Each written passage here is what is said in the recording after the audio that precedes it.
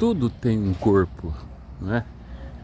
Aqui a gente vê um muro que tem um corpo mais estático, um corpo mais móvel, como as nuvens, um corpo de uma árvore, e todos têm uma postura, né?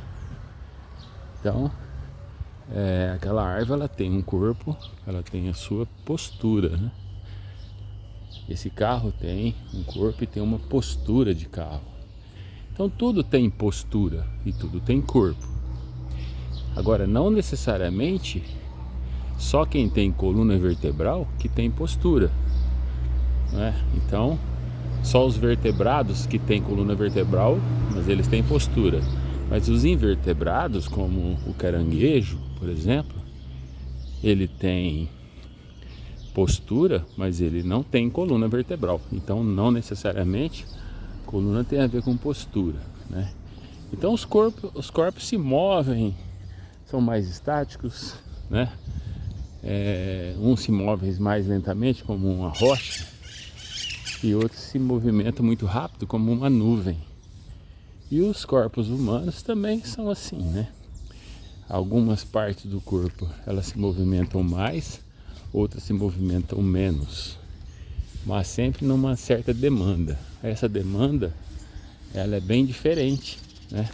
Ou seja, qual é a demanda do corpo humano? Dentro de um limite. Então, por exemplo, um cachorro tem uma demanda corporal, ele não pode fazer outras certas coisas que são limitantes a ele. Por exemplo, nadar igual um peixe. Nem o peixe pode andar igual o ser humano, e nem o ser humano pode voar igual uma ave. Então todos têm limites. Então os corpos têm limites, né? E o corpo humano não fica para trás, tem limites. O próprio limite com relação a outros animais, mas a gente tem uma certa diferença com os animais, com outros animais, mas temos semelhança. Então a semelhança é que somos todos seres vivos, mas, por exemplo, o cachorro ele é quadrúpede, né? E a gente é bípede, apesar de que somos mamíferos, né? A gente tem uma diferença com o caranguejo, que ele é invertebrado e a gente é vertebrado, não é? Então, um primeiro momento é importante a gente definir essas questões de postura, corpo, né? Porque os corpos eles se movem, né? Então, falar sobre corpo e corporeidade é pensar no movimento através desde quando as coisas estão aí, né?